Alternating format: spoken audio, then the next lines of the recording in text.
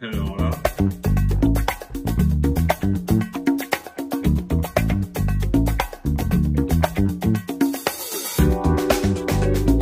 Philippe Montparler, marié, 3 enfants, une carrière de rugbyman de haut niveau qui a été écourtée par des blessures.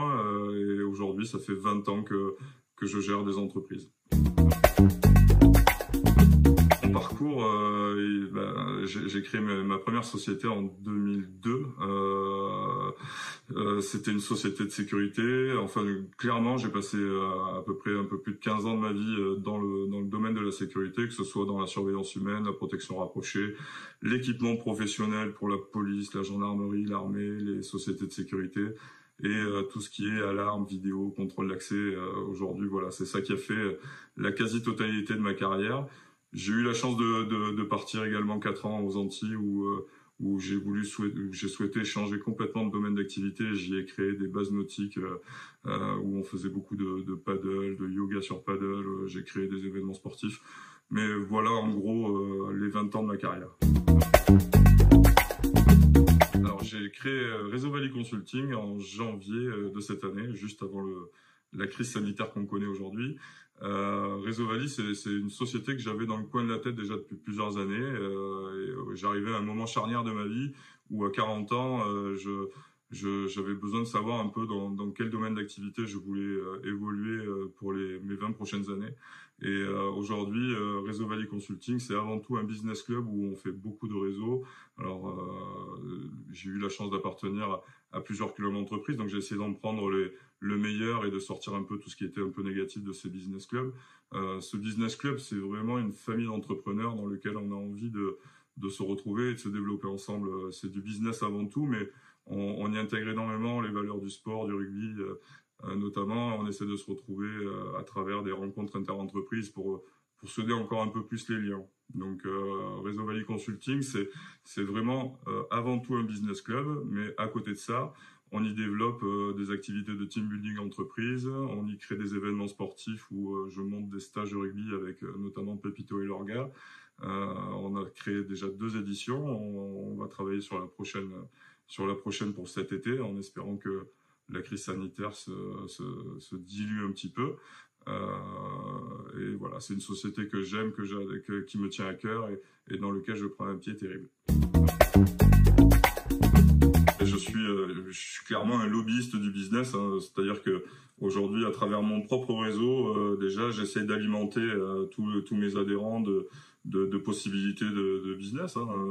Donc l'idée, c'est qu'on arrive à grandir ensemble et j'essaie d'utiliser au maximum mon propre réseau interne que j'ai développé depuis plus de 20 ans pour aujourd'hui faire des affaires différemment. Je suis un animateur de réseau aussi, donc ça veut dire que aujourd'hui, moi, je vois des synergies quand je sélectionne des entreprises pour rentrer dans mon business club. L'idée, c'est de pousser ces synergies à ce qu'elles puissent s'opérer ensemble, parce que il y a certains adhérents qui ne voient pas ou qui sont des fois un peu timides lors des réunions et qui vont pas chercher forcément à se mettre en avant sur des qualités professionnelles qu'ils peuvent avoir et autres. Et en fait, mon boulot, c'est de dynamiser tout ça, faire en sorte que tout le monde s'y retrouve et prenne du plaisir en plus à travailler ensemble.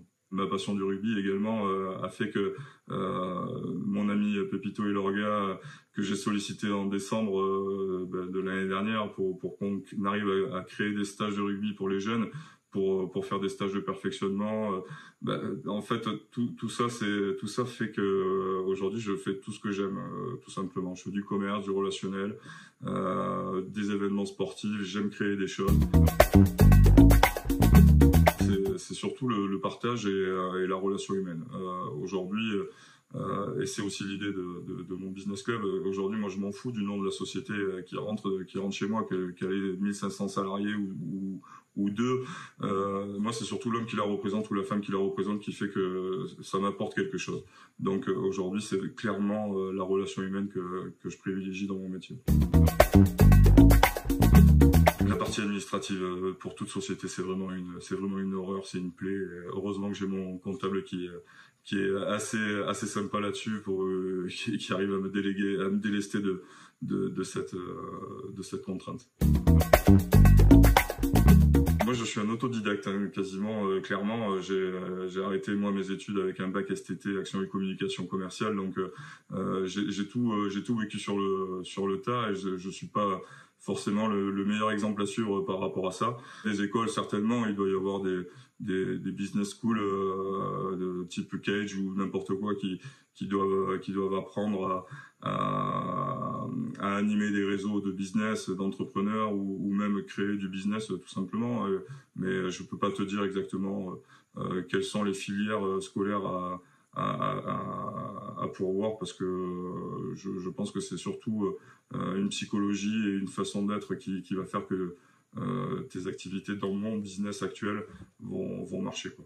Chef d'entreprise, c'est déjà un état d'esprit, et c'est d'avoir la volonté d'être autonome, et d'avoir envie de te donner des objectifs qui te permettent, toi, de vivre comme tu as envie de vivre.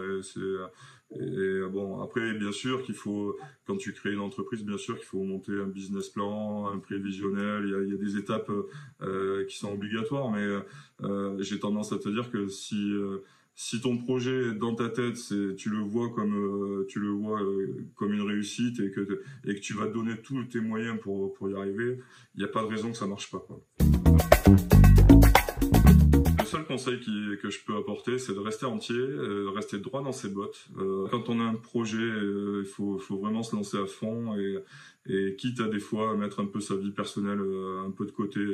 Je parle professionnellement, hein. Et je pense que quand on a des rêves ou des objectifs, il faut pas réfléchir 50 ans, il faut se lancer et tout donner, quoi. Après, on y arrive, on n'y arrive pas, c'est d'autres problématiques, mais je pense qu'il faut suivre ses rêves. J'accompagne la marque de pirogue Woo, qui est présente sur Anglette, avec Fanny Ringrave, où j'ai connu son papa qui est décédé il y a quelques mois de ça, justement, sur une sortie pirogue. Et je vais les accompagner là sur un projet de création de base nautique sur la Guadeloupe, pour créer un thème général, hein, un business model qu'après on va déployer partout dans le monde, que ce soit à l'île Maurice, à Bali ou n'importe où. Tu vois, avec mon gabarit, tu vois, je peux assez facilement, tu vois, me taper là, ouais, un gorille, ça serait pas mal, un gorille. Oh. Oh. Même ils attaquent. Allez, viens, je t'emmène au vent, j'aime bien ça. Ouais. Allez, viens, je t'emmène au vent, je t'emmène au-dessus des gens, et je voudrais que tu te rappelles, notre amour est éternel et pas artificiel.